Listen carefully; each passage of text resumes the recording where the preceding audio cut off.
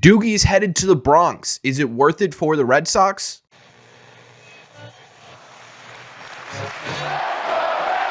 What is going on, everybody? Welcome back to Red Seat Radio. My name is Corbin, and the first big Craig Breslow move is officially here, and boy, is it a bold one. Right around 9:30 p.m. last night, it was officially broke that the Red Sox have traded Alex Verdugo. And not only that they've traded Alex Verdugo, but they've traded Alex Verdugo to none other than the New York Yankees in exchange for a couple of pitchers. The question is, with this trade, was it worth it for Boston to send them to their rival? That's what we're breaking down in today's video, because today we're talking about what the impact of losing Alex Verdugo looks like. We're talking about what the actual trade itself looked like, how it shaped up, why the Red Sox got what they got in return, and we're going to be talking about whether or not this was a good or bad trade for Boston, plus how this impacts the Red Sox not only off season but the regular season as well. However, before we get into that, do me a favor, make sure you guys hit that subscribe button if you haven't already. If you're new here, we talk Red Sox content almost every single day. Also, make sure you guys hit the like button on this video as well. Helps these videos out a ton, and it would mean a lot to me. Thank you all very much for clicking on this one. Let's get into it.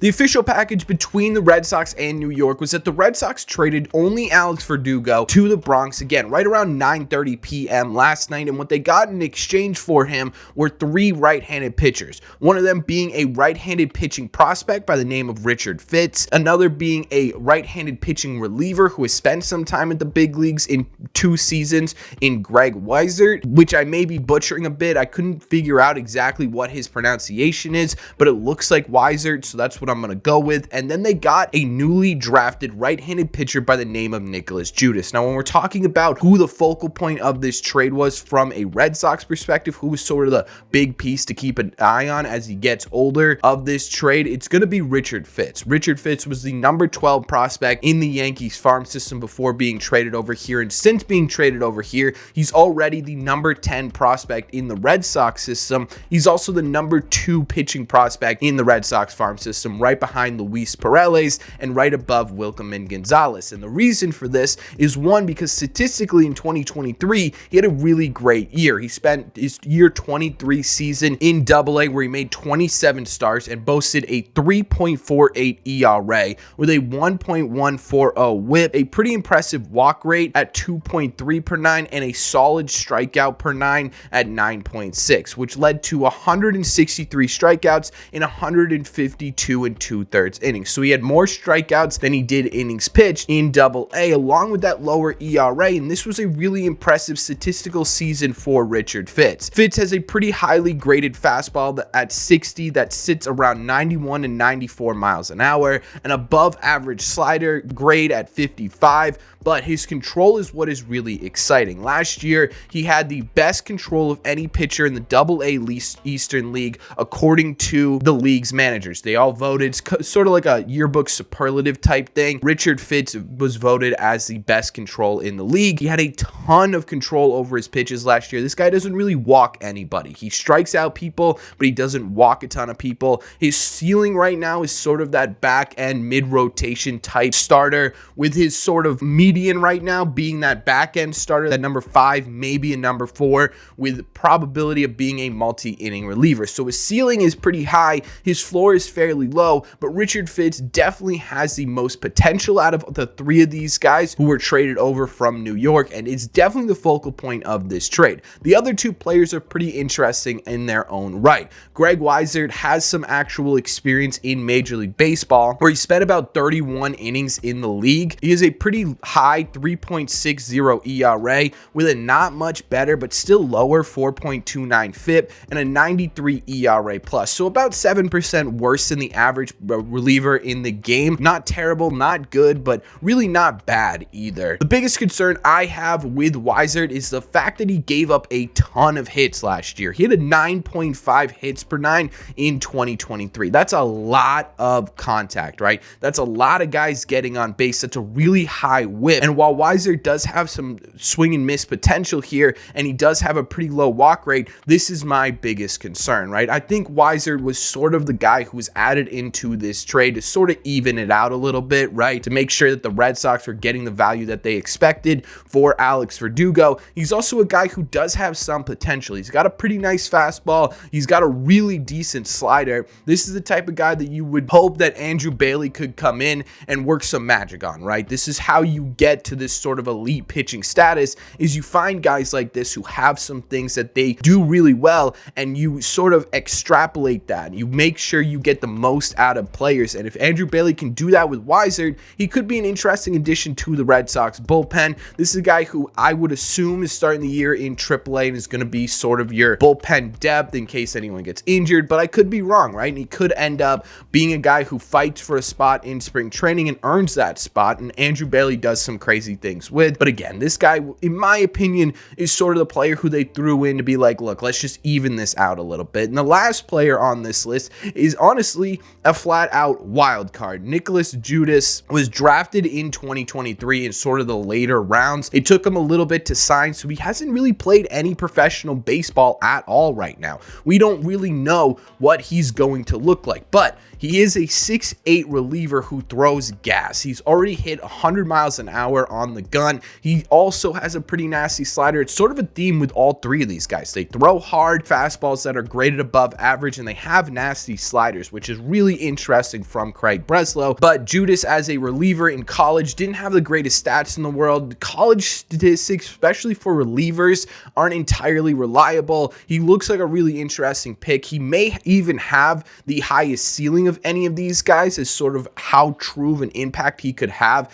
at the major league level. Being 6'8" with all of that extension, he could make a really deadly late inning to closer reliever, but we just flat out don't know, right? He's never played a professional game, so this is the big wild card in this trade. And I think overall, when you look at this trade in totality, it's about what I expected the Red Sox to get if they were to trade Alex Verdugo by himself. Let's talk about what this trade means, what losing Alex Verdugo means. Let's talk about whether or not the Red Sox won or lost this trade and what this could indicate about the future of this team. I think in terms of whether or not the Red Sox won or lost this trade, it kind of broke even, or at least it's too early to tell which side they are falling on. And I think that's because right now we knew that the Red Sox wanted to trade Alex Verdugo. We also know that they took from an area of depth. The Red Sox outfield right now is deep. You've got Roman Anthony, you've got Ceddanne Rafaela, Wilyer Abreu, Jaron Duran, Masataka Yoshida, Rob Refsnyder, right? You had a ton of options in the outfield. So you took from an area of depth and you turn that around to bolster an area of need, right? The Red Sox don't really have a pipeline when it comes to starting pitching potential. Last year in 2023, you got Walter, you got Murphy, who made their way up to Major League Baseball. And at the time, no one really expected those guys to be legitimate starters at the Major League level. Bringing in a guy like Fitz, who could come through and end up actually being a legit Major League pitcher, helps bolster that pipeline. And it was an area that you desperately need. Then you get on top of that, you get the wild card, and you get that sort of reclamation project reliever, and you get about the value of what Alex Verdugo was, right? It was sort of, in my opinion, a dead even trade from a Red Sox point of view. Alex Verdugo was never going to be able by himself to bring you a legitimate starting pitcher. He was never able by himself to bring you a 20 home run second baseman. That's just not what his value was in the open market. And I think the Red Sox realized that. I think they realized that, hey, teams aren't super high on Alex Verdugo right now, whether it be the poor second half, or the fact that he flat out gave up, or the fact that he had disciplinary issues, or the fact that he only has 1 year left to control, whatever it may be. It was clear that Alex Verdugo's value wasn't as high as they wanted, and so they took the highest value package, and it just so happened to be the New York Yankees, right? And I think overall, this is sort of a dead even trade. I don't know if this is something we're going to look back on in 5-6 years and be like, man, we absolutely fleeced the New York Yankees, but there's a possibility of that happening. And there's also a possibility of saying, I can't believe we gave up Alex Verdugo for any of these guys in 3 or 4 years. So this is one of those trades that you're going to have to sort of wait and see which side of the coin the Red Sox fall on. But I think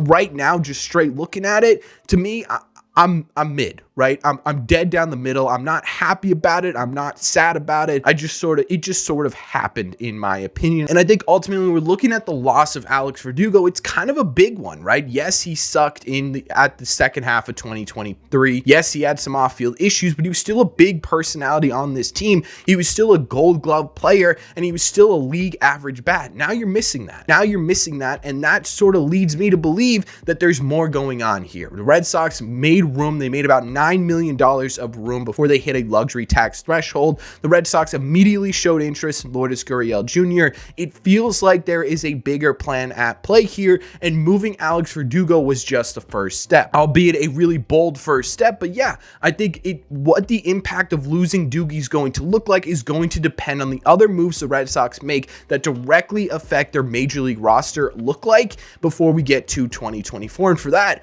we're just going to have to wait and see. But I am going to miss Doogie. I think he was a polarizing player on this team, but he was a ton of fun to watch. He had some really clutch moments, and when he was right, he was one of the most entertaining players in Major League Baseball. And I'll miss Alex Verdugo. It's going to suck seeing him in pinstripes, but again, we've been expecting this sort of trade to happen for a year now, so it doesn't exactly shock me. I'm sort of numb to the idea of losing Doogie, and I think it's only going to be weird when we see him in those pinstripes absolutely demolishing the Red Sox, because he's going to demolish the Red Sox. Either way, it's going to suck to see Doogie go, but again, it's nothing we did not expect. And for Craig Breslow, this was a really bold first move, right? To trade a big personality player from the Red Sox to the New York Yankees means he is not afraid to make that move, and it gets me excited to see why he did this. What is the plan? Is it going to be set in motion? And what does this team look like in 2024? But that's just my opinion. So let me know in the comment section down below. What do you think of this Doogie trade? Do you like what we got back? Do you not like what we got back? Are you going to miss Doogie? Are you not going to miss Doogie? What do you think about the Red Sox trading Alex Verdugo in the comment section down below?